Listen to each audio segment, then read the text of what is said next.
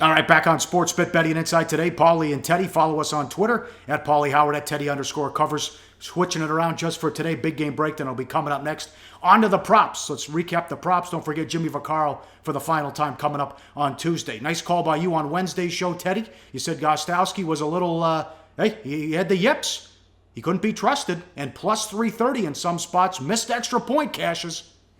Sure, but what about what happened on Caesars? Here's a tweet from David Purdum, who writes for ESPN Chuck.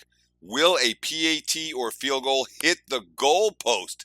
And according to Caesars, 89% of the tickets were on the yes goalpost, considered crossbar, uprights, and the support bar.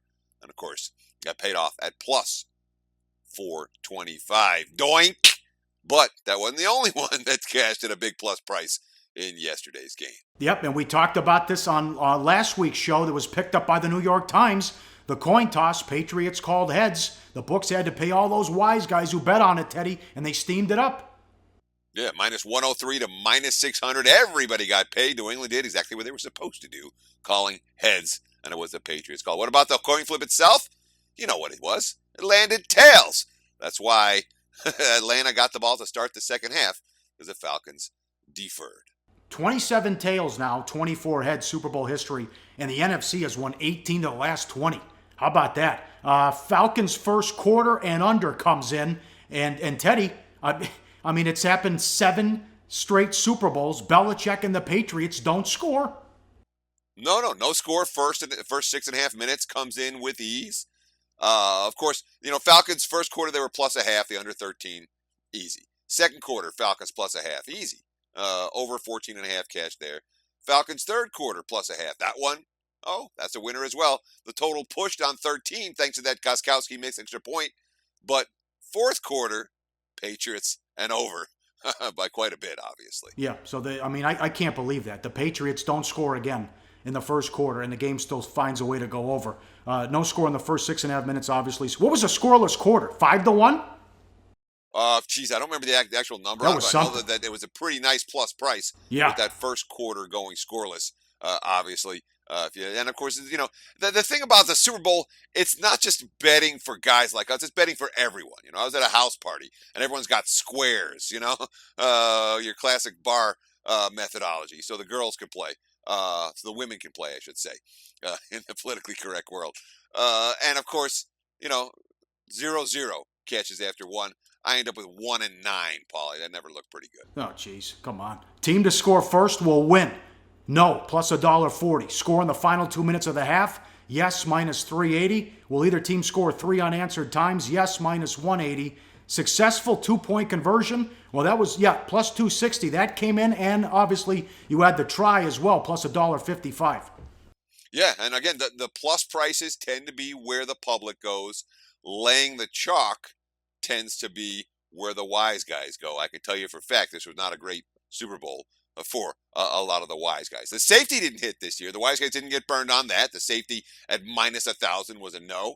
But one prop that we liked a lot, Pauly, Tom Brady throws a pick six, and a long pick six at that. No kidding. Defensive special teams touchdown. There was a ton of no money on that. We weren't the only ones betting the no. The yes was up to $2, plus $2 for the defensive or special teams overtime. And then, of course, the mother of them all, this is the one that sportsbook directors around Las Vegas will be called to task on when they go upstairs for the meetings with the corporate bigwigs this week. Will the game go to overtime? The bridge jumpers finally get destroyed on this prop. The yes cashes, plus 900, plus 1,000, and the books took a bath on the game going into OT. I would have laid anything that Brady doesn't throw a pick six. It was his first pick six in a playoff game ever. I mean, I can't believe it. I was stunned. I know. Oh, it was a horrible, horrible beat. Will there be a score in the final 2 minutes of the second half? Yes, minus 110. Total fumbles lost over 1.5. Yes, plus 150. Total field goals under 3.5. Longest field goal under 45.5. That was 41-yarder. And how about this? I mean, you cashed the ticket. Because there were some 3.5s out there. You cashed the ticket in the first quarter if you played sacks over. Yeah. I mean, total sacks 3.5 or 4. The over 4 was plus 150. There were 10 in the game, Pauly. Total punts over 7.5. There were 10 in the game. So listen to this. You have a scoreless quarter, okay? You have total sacks fly over. You have total punts fly over. And, of course, the game goes over the total as well. You tell me you have a scoreless quarter, sacks go over, and punts go over? Yep. I'm not expecting you're going to cash an over 58 or 59, or even if you got it right at post at 56.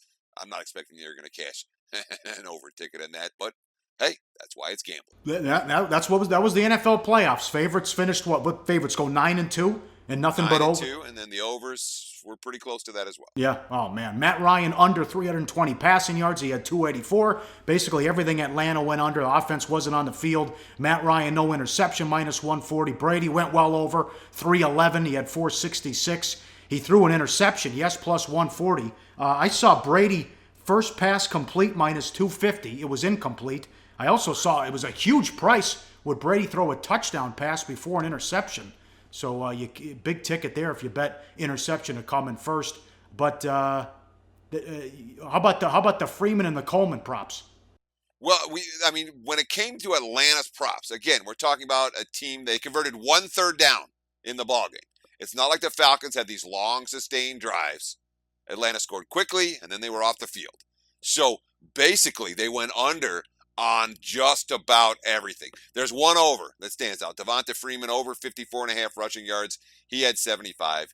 He also went over 39.5 receiving yards. He did score the first touchdown. Anyone who was betting on Devonta Freeman made money yesterday, anywhere from 7 or 8 to 1 up to 10 or 12 to 1, depending on the shop. But basically, the rest of Atlanta and the rest of the running backs, under. Tevin Coleman, under 40.5 rushing yards. He finished with 29. He was under attempts. He was under receptions. He was under receiving yards. Matt Ryan didn't run the football. He stayed under rushing attempts and rushing yards. LeGarrette Blount, 11 carries for 31 yards, under and under. He got benched after the fumble.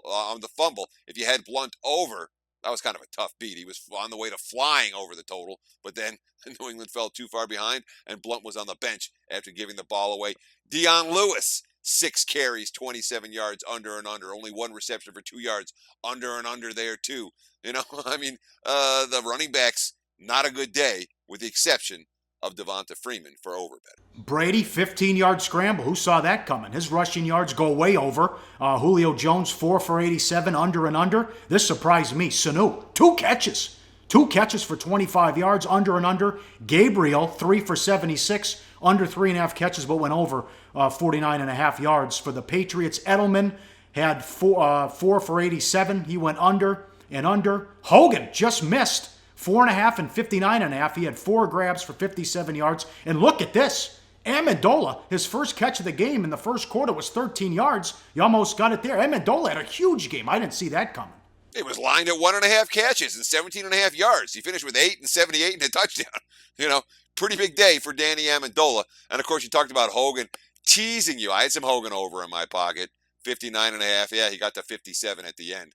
Wasn't enough. Malcolm Mitchell, he went over and over. 6 catches, 70 yards. He was lined at 3 and 32.5. And Martellus Bennett had the one bizarre catch. New England had 2 bizarre catches where the ball wasn't, where the receiver made, the ball wasn't necessarily, the ball got deflected before it got to the receiver. Bennett had one of them, which ended up being a difference maker. He finished 5 catches, 62 yards. That was over 3.5, over 38.5. Yep, 5 Patriots had a rushing attempt. 7 Patriots caught a pass. That was under. 2 Falcons had a rush, under 3.5, plus $1.25. 7 Falcons caught a pass, under 8, even money. And this went over. 2.5 players to throw a pass. Edelman threw a pass. Belichick was pulling out all the stops.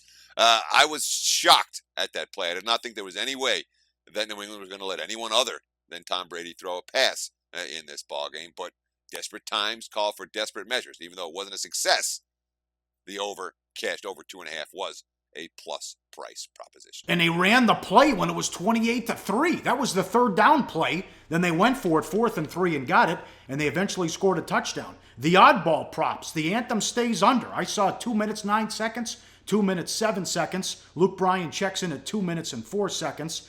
Giselle. It's worth noting. Let me jump in, Paul, because sure. I know I saw 2 minutes and a half a second. So that line moved, and it probably fell in between the opener and the closer, because I'm positive I saw 2 minutes and 1/2 second as the initial over-under. So they took a ton of over money, and then ended up cashing the under at the end. They only showed Gronk once. I didn't hear them mention Trump once. I didn't hear lacrosse from Joe Buck. That was minus $3 yes. A player didn't kneel for the anthem.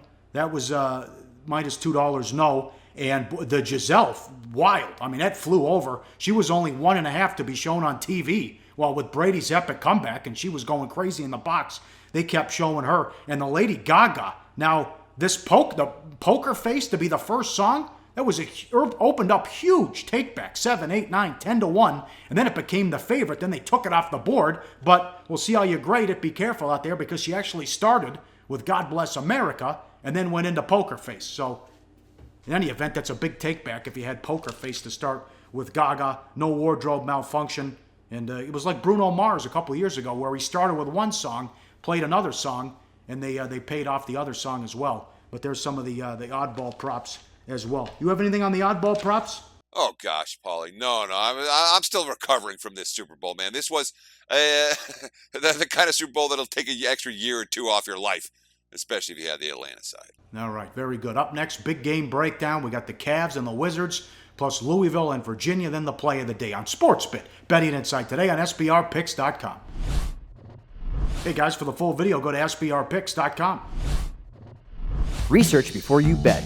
Be sure to check out SBR Picks for the best game predictions, breakdowns, and much, much more.